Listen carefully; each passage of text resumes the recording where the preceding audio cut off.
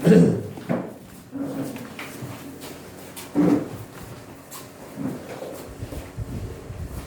Shalom. Sekali lagi shalom. Puji Tuhan, terima kasih untuk kesaksian yang sudah diberikan tadi. Sebelum kita baca Alkitab, mari kita tunduk kepala dan kita berdoa. Bapa, saat ini kami mau membaca dan merenungkan firman-Mu. Kami membutuhkan tuntunan-Mu. Kami membutuhkan urapan-Mu ya Allah Roh Kudus. Ketika kami membaca dan merenungkan firman-Mu, berikan sikap hati yang benar bagi kami. Belajar firman untuk melakukannya supaya kami hidup dalam berkat-berkat firman-Mu. Pakailah hamba-Mu, sembunyikan hamba di balik salib kemuliaan-Mu. Biarlah nama-Mu ditinggikan, dimuliakan, dan diagungkan. Di dalam nama Tuhan Yesus kami berdoa. Haleluya. Amin. Mari kita siap-siap di dalam Injil Matius pasalnya yang ke-25. Di Matius pasal 25.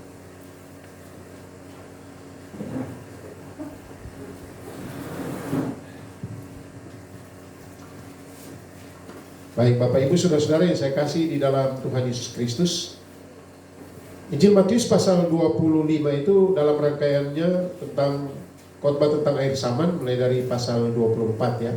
Kalau kita lihat dari 24 sampai 25 tentang air saman, yang diawali dengan pertanyaan para murid dalam pasal 24 ayat 1 sampai ayat 3. Coba kita lihat dulu supaya kita ada gambar umum.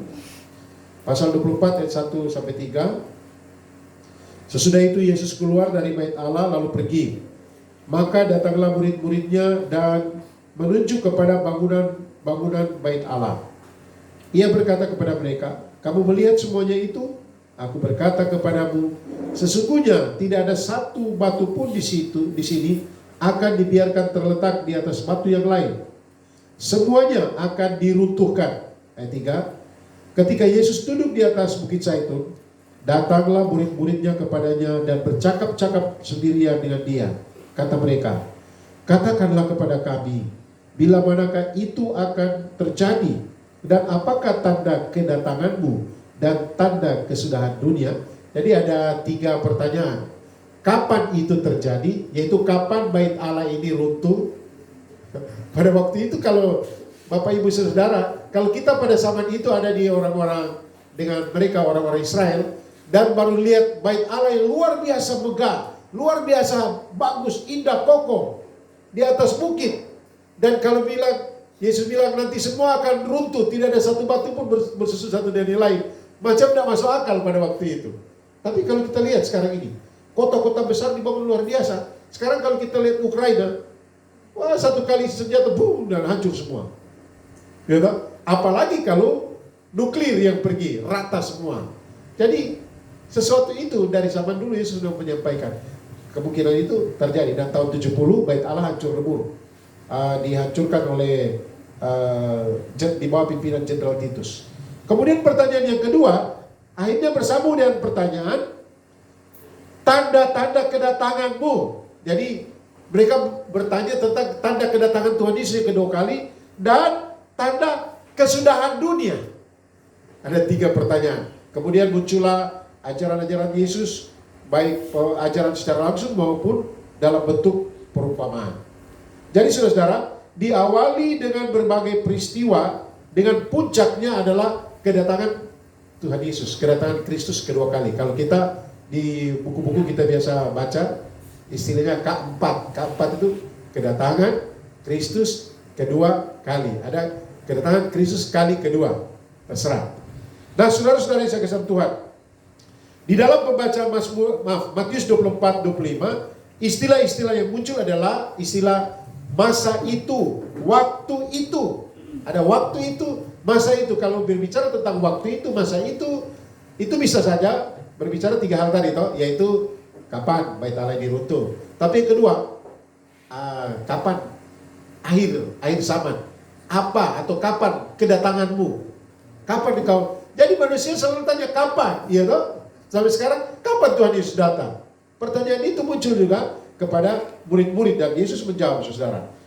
Tetapi jawaban Yesus diwarnai dengan istilah-istilah waspadalah, berawas-awaslah, kemudian berjaga-jagalah, siap sedialah. Dia udah terbang-terbang ini, ada angin dan sudah nggak apa-apa. Siap sedialah. Kemudian berjaga-jagalah. Itu. Jadi ditanya kapan terjadi, kapan Yesus datang, kapan akhir zaman. Akhir zaman sebenarnya sudah lama. Bapak Ibu kalau kita baca Ibrani pasal 1, sejak akhir zaman ini, zaman akhir ini di dalam 1 Yohanes pasal 1 juga. Jadi sejak Yesus naik ke surga itu sudah akhir zaman. Tapi sebenarnya pada waktu itu sudah akhir zaman. Nah, tetapi kedatangan Kristus kedua kali tentunya belum sampai sekarang ini. Nah, Bapak Ibu Saudara, oleh karena itu tema khotbah saya pada saat ini adalah menyongsong kedatangan Kristus kedua kali. Sekali lagi, menyongsong kedatangan Kristus kedua kali. Dalam Kamus Besar Bahasa Indonesia, menyongsong itu berarti berjalan maju menghadapi sesuatu yang datang dari depan. Itu. Jadi menyongsong itu bukan diam-diam saja. Oh, Tuhan Yesus datang. Oh, tinggal diam pergi ke suatu tempat. Ada bagian lain mengatakan, bahkan ada orang-orang tertentu, dia jual semua harta bendanya, kemudian dia pergi ke suatu tempat, dia menunggu saja berdoa, ibadah, sambil tunggu kedatangan Tuhan Yesus. Itu bukan menyongsong.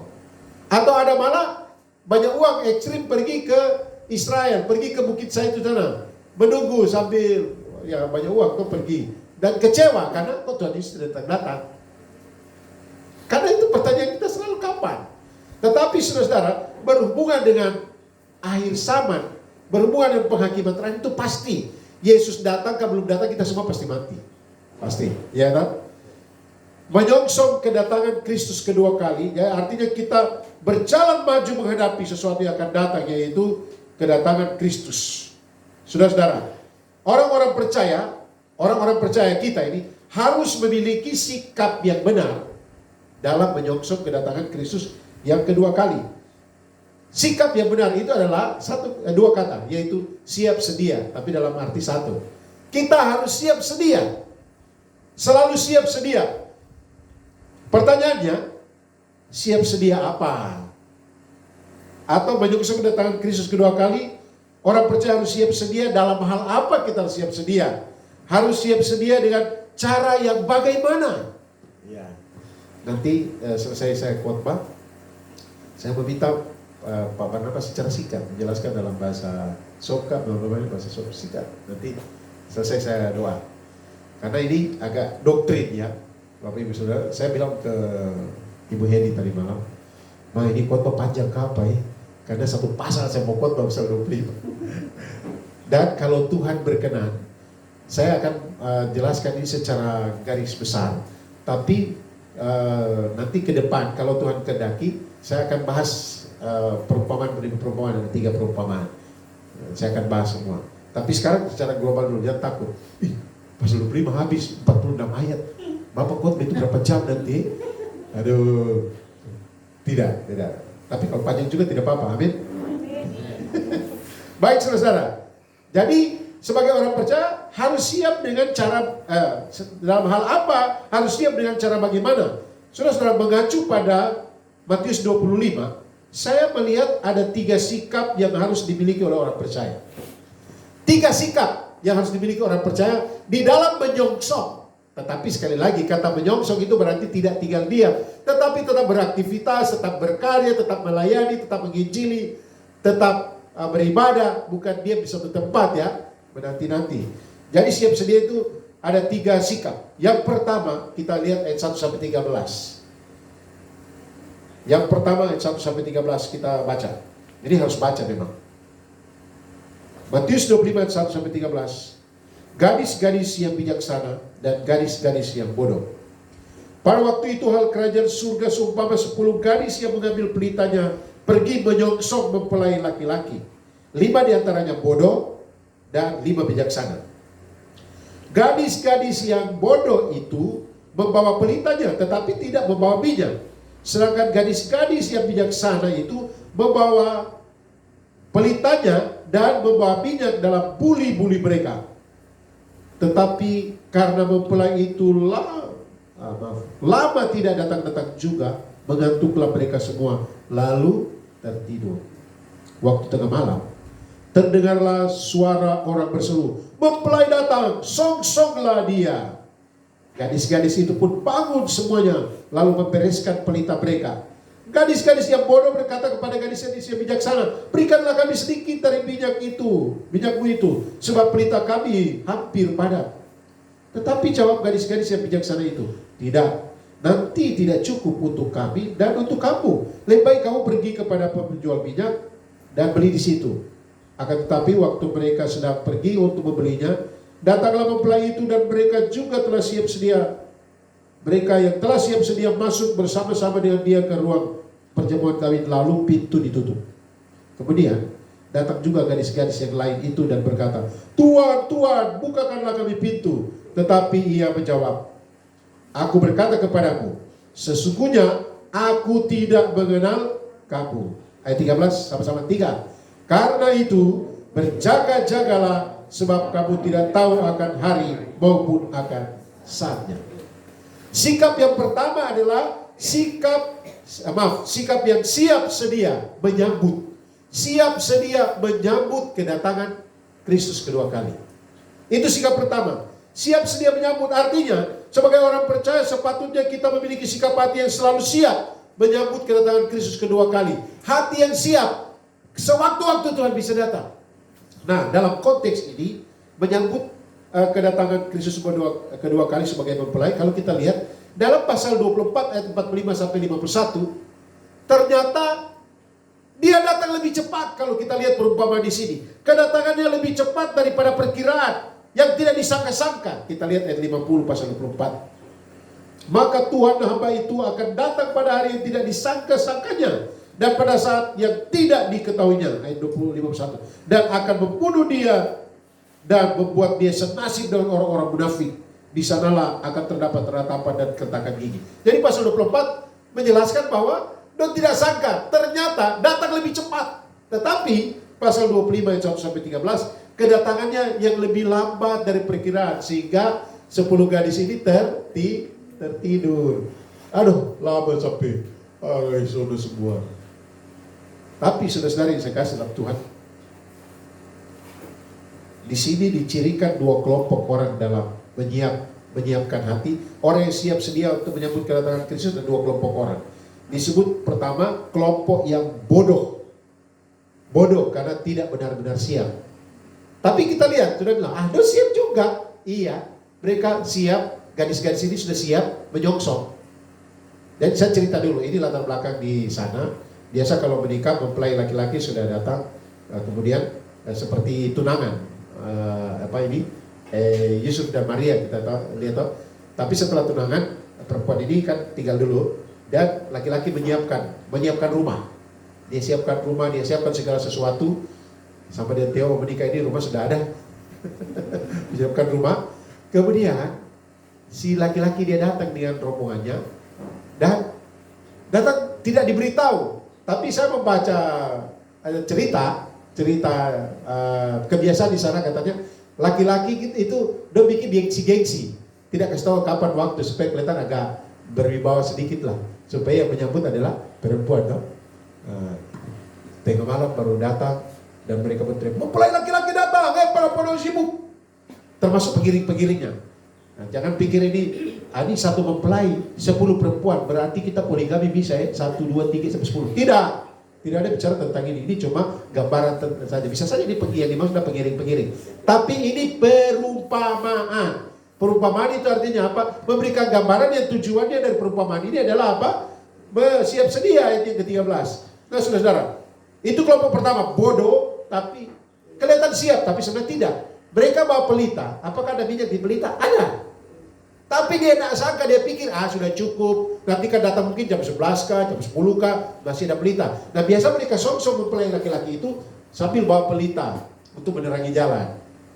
Tapi, saudara, ternyata mempelainya datang lambat. Mereka tidak siap minyak, dibuli-buli. Kemudian kelompok yang kedua adalah kelompok yang bijak, yang benar-benar siap. Siap pelita, siap minyak. Tidak ada tafsir-tafsir di sini ya. Itu tetap ini cerita tentang kesiapan saja. Nah, saudara-saudara, kita harus selalu siap sedia menyambut kedatangan Kristus. Kita harus tetap berjaga-jaga, waspadalah. Caranya adalah begini, kita Tetapkan hati dan pikiran kita, sikap dan tindakan kita, perbuatan dan tingkah laku kita. Ketika kita sikap hati kita itu seolah-olah Yesus sudah segera akan datang. Hati siap menyambut Tuhan Yesus. Sehingga bekerjalah dengan baik. Melayani dengan baik. Berdoa dengan sungguh-sungguh. Beribadah dengan sungguh-sungguh. Artinya sikap hati Yesus datang kapan saja. Jangan kita malas tahu kapan. Saudara-saudara, Tuhan sedang izinkan kami membangun rumah di Manado. Sampai kalau Tuhan izinkan kita akan ada berkat bangun. Tapi saya pikir begini, waktu perang Ukraina ini, saya lihat, saya bilang, Tuhan, saya tahu ini semua adalah benda fana, barang fana. Satu kali peluru satu saja, bar, hancurlah rumah pendeta Ratak, tapi rumah di surga tetap ada. Amin. Kalau begitu tidak sebangun rumah, khususnya yang laki-laki ini, kalau kamu belum tahu bikin rumah, jangan kawin. Siapkan rumah.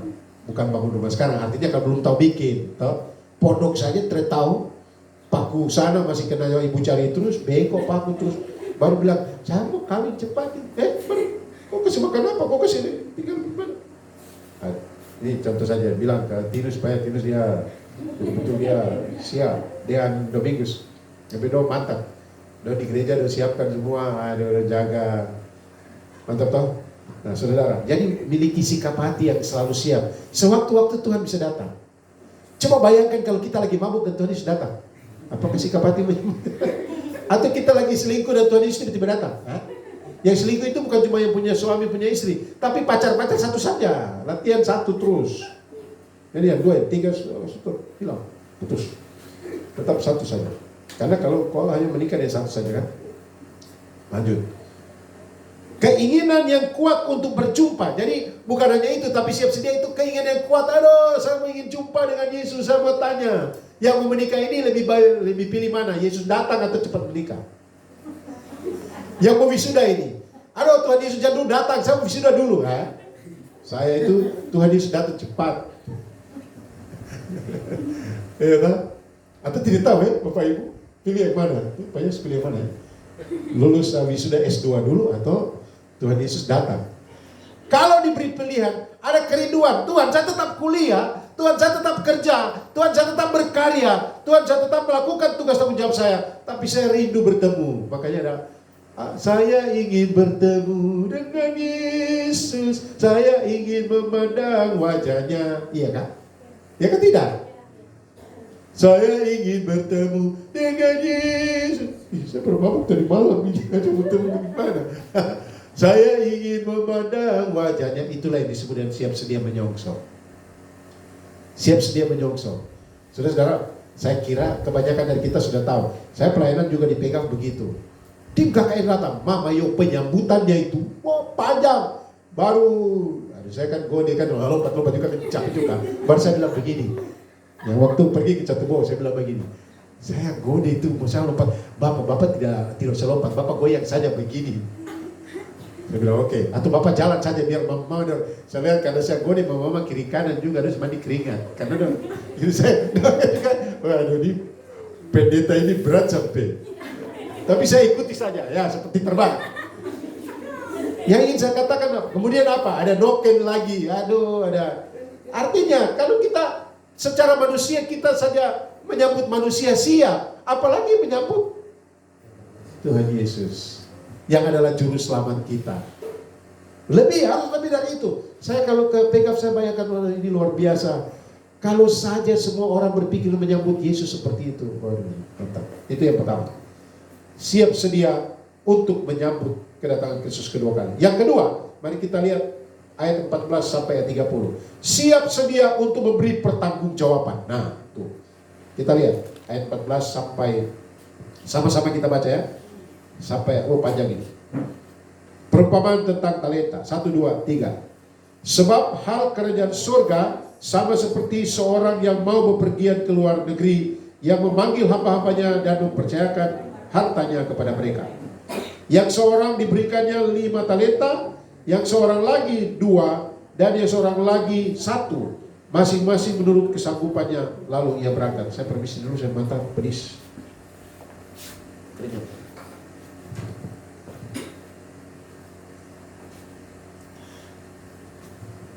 Ayat berapa tadi? Sekarang 16 ya.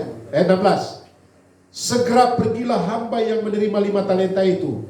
Ia menjalankan uang itu lalu beroleh laba 5 talenta.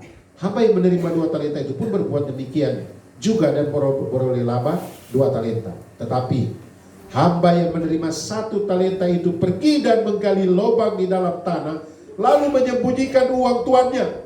Lama sesudah itu pulanglah. Lama sesudah itu ya, lama sesudah itu pulanglah hamba sama deh. Ayat berapa? 18. Tetapi hamba yang menerima 1 talenta, ayat 19. Lama sesudah itu pulanglah tuan hamba-hamba itu lalu mengadakan perhitungan dengan mereka. Hamba yang menerima 5 talenta itu datang dan membawa laba 5 talenta. Ini perhatikan kata-katanya. Katanya, Tuhan, mungkin buka saja itu kapai karena panas sekali. Ya, aduh. Nah, segar. Hamba yang menerima 5 talenta itu datang dan membawa 5 talenta, katanya, Tuhan, 5 talenta yang Tuhan percayakan kepadaku, lihat, aku telah beroleh 5 talenta. Maka kata tuannya kepadanya, baik sekali perbuatanmu itu, hai hambaku yang baik dan setia. Engkau telah setia dalam perkara kecil, dan aku akan memberikan kepadamu tanggung jawab dalam perkara yang besar. Masuklah dan turutlah dalam kebahagiaan Tuhanmu. Ayat 22. Lalu datanglah hamba yang menerima 2 talenta itu, katanya, Tuhan, 2 talenta Tuhan percayakan kepadaku, lihat, aku telah beroleh laba 2 talenta. Maka tuannya itu berkata kepadanya, baik sekali perbuatanmu itu, hai hambaku yang baik dan setia. Engkau telah setia memikul tanggung jawab dalam perkara yang kecil, aku akan memberikan kepadamu tanggung jawab dalam perkara yang besar. Masuklah dan turutlah dalam kebahagiaan Tuhanmu. Kini datanglah juga hamba yang menerima 1 talenta itu dan berkata, Tuhan, aku tahu bahwa Tuhan adalah manusia yang kejam, yang menuai di tempat di mana Tuhan tidak menabur, dan yang memungut dari tempat di mana Tuhan tidak menanam. Karena itu aku takut dan pergi menyembunyikan talenta itu di dalam tanah. Ini terimalah kepunyaan Tuhan. Ayat 26. Maka jawab tuannya itu, hai kamu hamba yang jahat dan malas.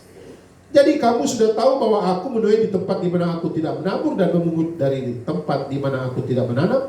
Karena itu sudahlah seharusnya uangku kau berikan kepada orang yang menjalankan uang, supaya sekembaliku aku menerimanya serta dengan bunganya. Sebab itu ambillah talenta itu daripadanya dan berikanlah kepada orang yang punya 10 talenta itu. Karena setiap orang yang punya kepadanya akan diberi sehingga ia berkelimpahan, tetapi siapa yang tidak mempunyai apapun juga yang ada padanya akan diambil daripadanya. Kita baca ayat 30 sama-sama. 1, 2, 3. Dan campakkanlah hamba yang tidak berguna itu di dalam kegelapan yang paling gelap.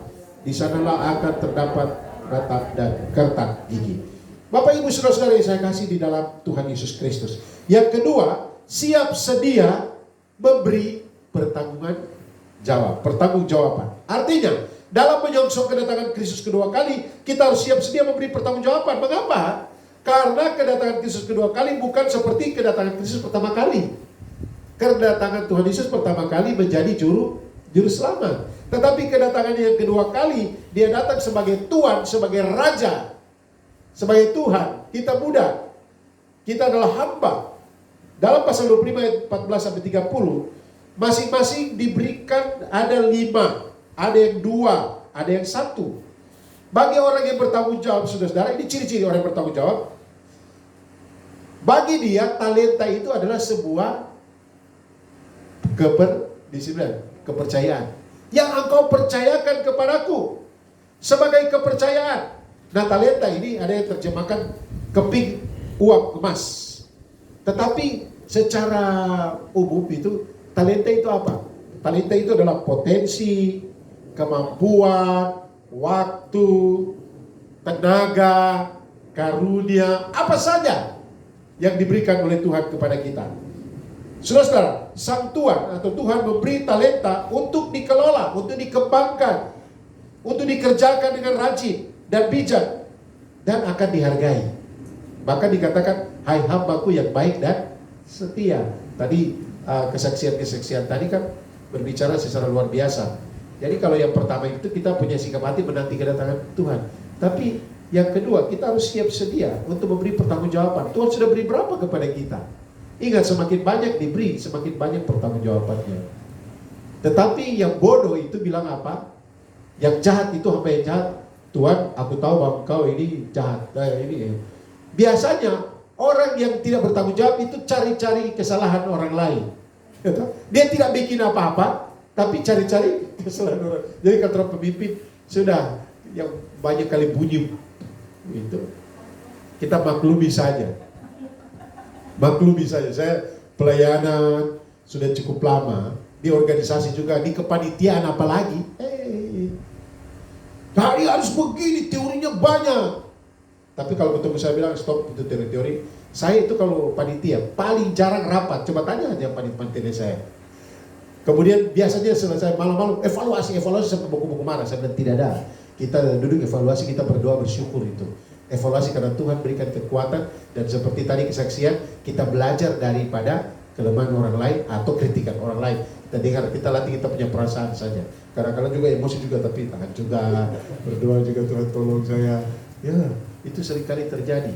Saudara-saudari saya kasih dalam Tuhan, contohnya minggu lalu, wah ini pas mau pasang, kenapa ini tidak jadi?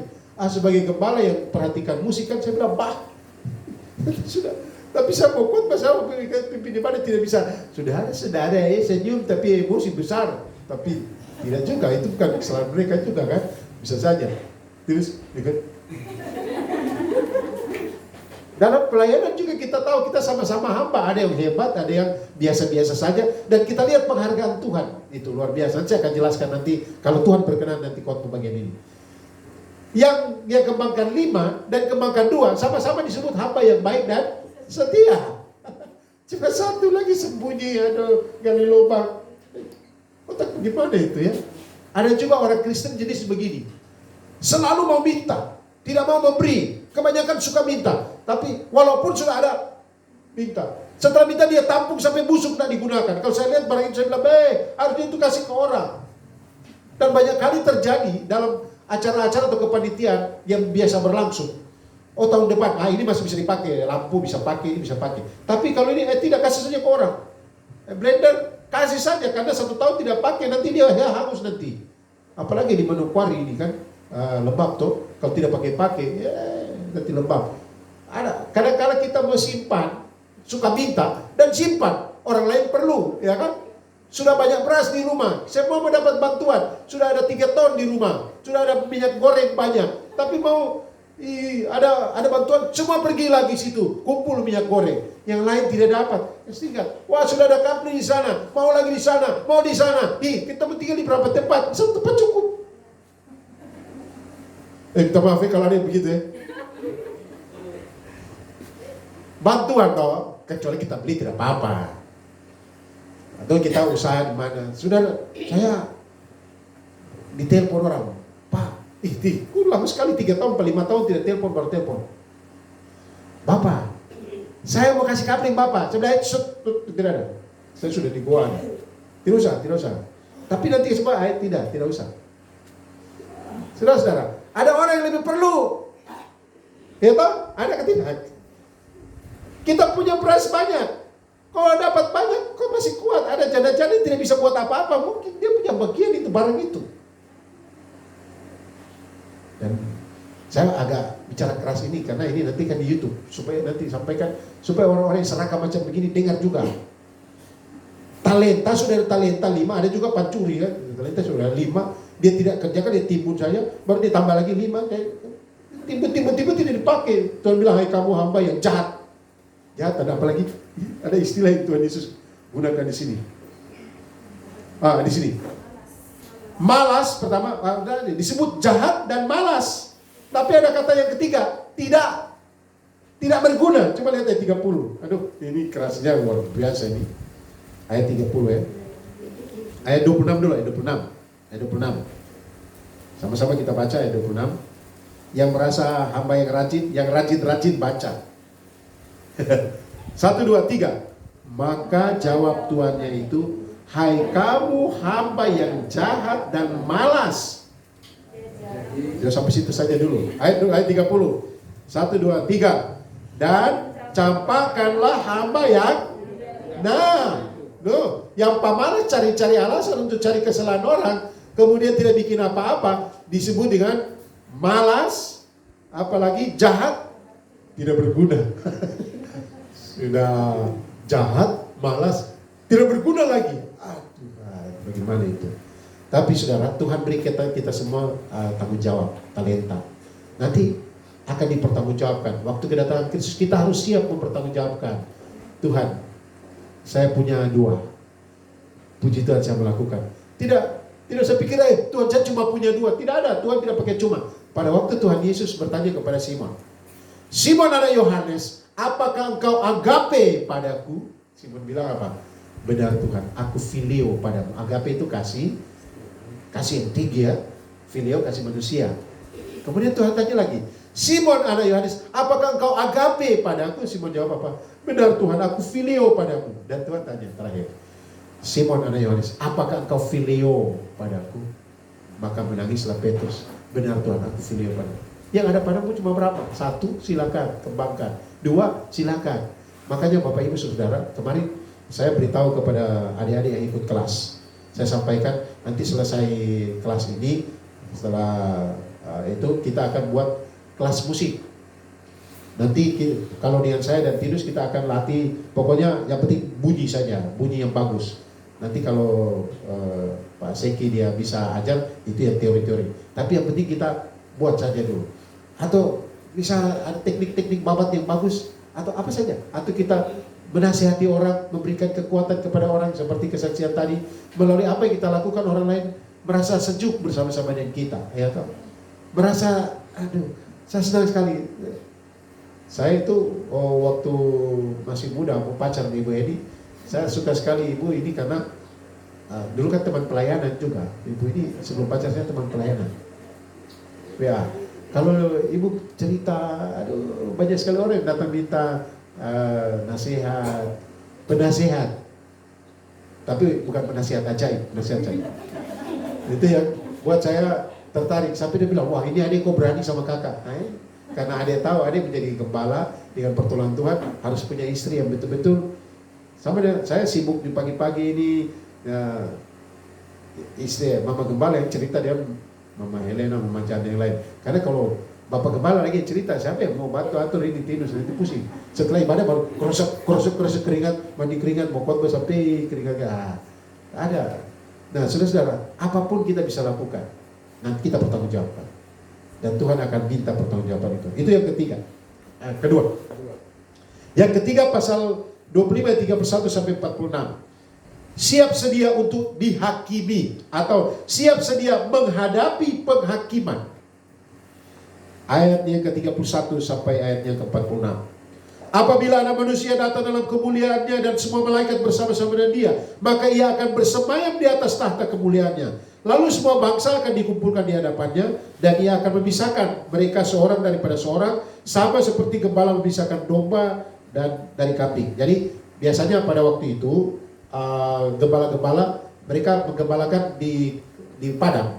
Itu kambing domba campur semua.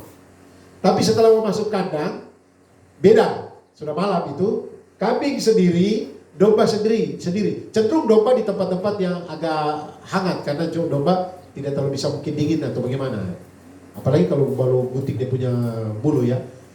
Yang penting dipisahkan. Ada domba, ada kambing. Itu kebiasaan. Dan Yesus pakai perumpamaan ini. Dan ia menempatkan, yang 33, ia menempatkan domba-domba di sebelah kanannya dan kambing-kambing di sebelah kirinya.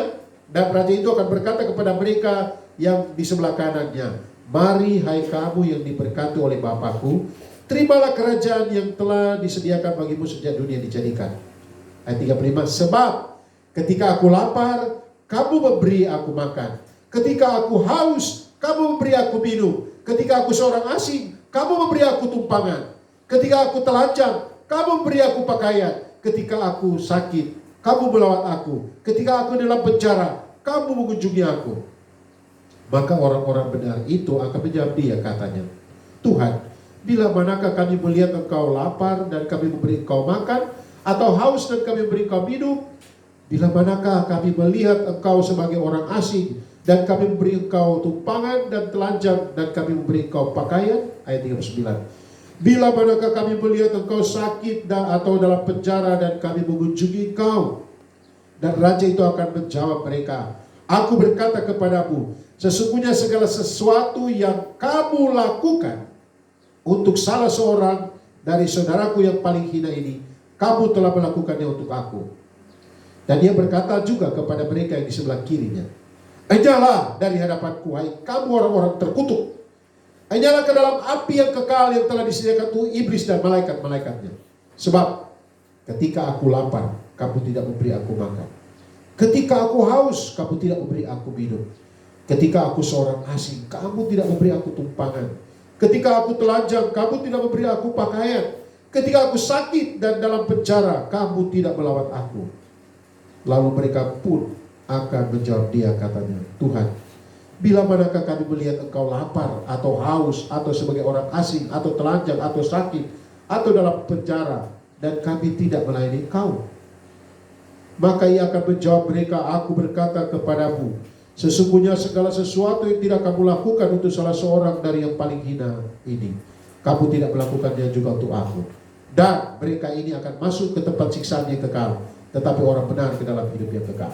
Siap sedia untuk menghadapi penghakiman Tuhan, penghakiman Tuhan.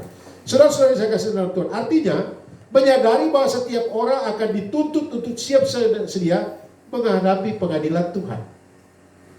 Nah, kita lihat, sebenarnya kita tadi sudah disampaikan, Ibu Delu sudah sampaikan bahwa kita diselamatkan hanya karena oleh iman. Efesus 2 ayat 8-9. Sebab karena iman kepada Yesus kita selamat. Tetapi iman tidak lepas dari perbuatan. Iya, jadi kita tidak berbuat baik, tidak dengan usaha, karena Efesus 2 ayat 8-9, sebab karena kasih karunia kamu diselamatkan oleh iman. Itu bukan hasil usahamu, tetapi pemberian Allah. Itu bukan hasil pekerjaanmu, jangan ada orang yang mengandalkan diri. Tapi setelah kita bertobat menerima Yesus, maka kita harus melakukan perbuatan. Tetapi saudara, kalau kita lihat di sini, penghakiman itu dituntut dan dua hal, ada dua kelompok orang. Kelompok pertama, kelompok yang dihakimi oleh karena melakukan. Mereka melakukan hal-hal yang menolong mereka yang teraniaya, mereka yang membutuhkan pertolongan. Mereka melakukan, ini kebenaran mereka. Mereka melakukan. Tetapi kelompok yang satu yang dihukum adalah mereka yang tidak melakukan. Nah, tidak melakukan, pasif saja. Mari kita lihat ada satu contoh di dalam satu bagian firman Tuhan di Yakobus. Yakobus pasal 2. Ini ceritanya luar biasa.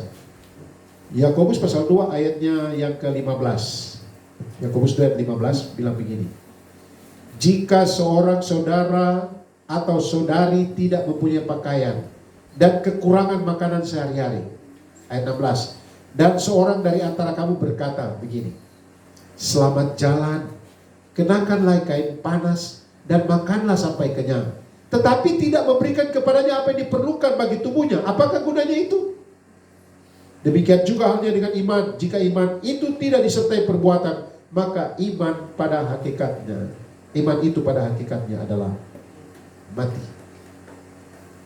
Sekarang kan ada orang bilang begini, ada orang yang kesulitan toh datang, bukan datang, dia lihat ada orang kesulitan, ada yang bagus mendekati, dia bilang, Bapak, Ibu, saya doakan ya, supaya Bapak punya pakaian yang bagus, yang ini, didoakan. Tuhan, biarlah Tuhan akan menolong supaya dia hangatkanlah dengan kasih-Mu. Dan kau pun baju banyak di rumah, kau tidak hangatkan dia. Iman itu adalah iman yang tipu. Karena ada doa-doa, Tuhan kunjungilah mereka satu persatu. Bayangkan Tuhan saja disuruh dan dia tidak bikin apa-apa. Ada tahu, dulu saya sekali ikut doa syafaat. Mari kita berdoa. Kami berdoa Tuhan untuk janda-janda. Tuhan kunjungilah mereka satu persatu, air mata banyak keluar. Untuk Tuhan tidak bilang begini, baru kau tidur. Kecuali kau ada kesibukan pelayanan lain, boleh. Tapi ya, makanya kemarin pada waktu Pak Enos ketemu jalan, Pak Enos bilang, Mama Saya sebagai kepala bilang, aduh saya tidak tahu Bapak bagaimana. Bapak ceritakan. Baru Mama Persila dulu masuk rumah sakit, aduh saya tidak tahu, aduh. Jadi makanya Mama mungkin ada anak-anak, ada HP kah, baru ada kontak Pak Gembala. Tidak usah malu, kata, atau kalau malu itu SMS aja Bapak saya ada sakit. Oh ini siapa ini? Supaya Bapak bisa lihat. Tapi kalau saya juga dalam kondisi sakit, sekarang kan ada sakit yang kita tidak boleh jalan tuh. Kalau cuma sakit kepala, darah tinggi, ya masih bisa jalan-jalan. Tapi sakit yang itu saya tidak bisa jalan. Tapi saudara tidak, sekarang sudah aman-aman. Sekarang saya kasih Tuhan. Tuhan menuntut, Tuhan akan menghargai kita dengan apa yang kita lakukan kepada mereka yang bergumul, mereka yang membutuhkan pertolongan. Tetapi Tuhan akan menghukum kita jikalau kita tidak melakukan apa-apa pada mereka yang membutuhkan pertolongan, padahal dia ada di samping kita. Sama dengan saya punya ilustrasi dulu. Saya cerita ada keluarga hamba Tuhan, penatua atau apa, punya anak satu-satunya. Dari kecil anak ini diajar doa syafaat, mendoakan mama janda yang punya rumah di samping rumah mereka. Mama janda ini rumahnya dari kartonnya, pele-pele dari karton atau apa, rumah gubuk.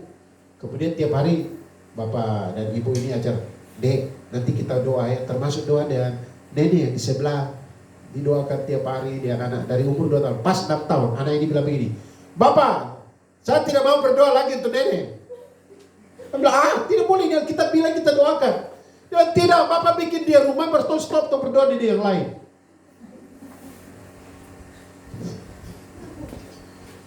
Iya kan? Bapak ajar dari umur 2 tahun sampai 6 tahun berdoa, cuma berdoa terus, baru Bapak tidak mau lagi. Nah, sama dengan kita harus pergi menyampaikan firman Tuhan, memberitakan Injil. Kok khotbah hebat di mimbar, tapi kok tidak pergi? Kok tinggal saja? Mimbar dia tempat hebat, kita berseru-seru, berteriak-berteriak.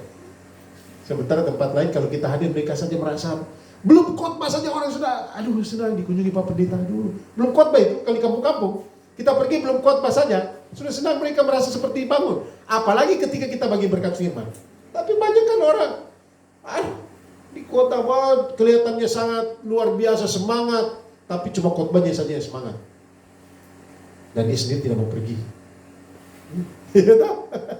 Jadi saudara, kita harus siap dihakimi juga. Kalau Yesus datang, kita siap. Tuhan, saya sudah buat apa adanya yang saya bisa. Saudara, siap sedia menyongsong Tuhan. 3 hal, kita harus siap sedia menyambut dia. Itu sikap hati. Yang kedua, kita harus siap sedia memberi pertanggungjawaban. Tuhan sudah beri, mari kita kembangkan apa yang Tuhan beri. Apa saja, waktu, tenaga, apa saja, potensi. Yang ketiga, siap sedia menghadapi penghakiman Tuhan. Lakukanlah sekalipun sangat sederhana kepada mereka yang membutuhkan, daripada kita diam saja kalau kita di sekitar mereka. Sehingga Bapak Ibu seringkali dalam doa-doa, kalau saya berdoa, Tuhan berkati mereka, kalau kami di sekitar mereka, pakailah kami jadi alat surau berkat. Ya, walaupun kadang-kala banyak tukang tipu ya, datang, Pak Pendeta, ya sudah, mari silakan masuk. Tapi saya sudah tahu ini tipu saya berkali-kali ini orang ini. Baru mau masuk bisa ke ruangan lagi. Terus saya bilang bagaimana? Bapak, ada yang meninggal di sana di Ransiki. Saya ingat tahun lalu juga dia bilang ada meninggal di Ransiki. Sebelumnya saya ingat dia bilang meninggal di Ransiki. Baru saya bilang begini, baru di dompet lagi cuma ada uang 20.000 kah, 30 kah. Saya bilang, saya tidak mau dengan ini, pokoknya ini mama bayar uang ojek saja ini. Ini saya harus keluar saya ke dompet, nih 30.000. Ya, bayangkan kalau ada uang banyak di dompet kan ini, padahal itu saya.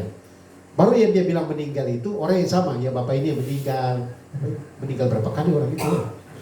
Tapi itu saya tahu, jadi tapi satu kali saya pernah tegur karena dia datang ke rumah, cuma saya di rumah, Ibu Heni tidak ada. Saya, oh bagaimana? Saya tidak buka pintu. Bapak, dia masuk, maaf Pak, maaf Bu, saya sendiri di rumah, saya tinggal di luar. Ini yang meninggal ini itu sekitar berapa bulan lalu. Tapi saudara, jangan kita berpikir begitu semua orang. Kalau kita tidak kenal, anggaplah betul. Ya, apa yang ada, kalau dia membutuhkan, kita kasih. Tapi kita bapak-bapak harus ingat juga, harus kontrol dari mama-mama.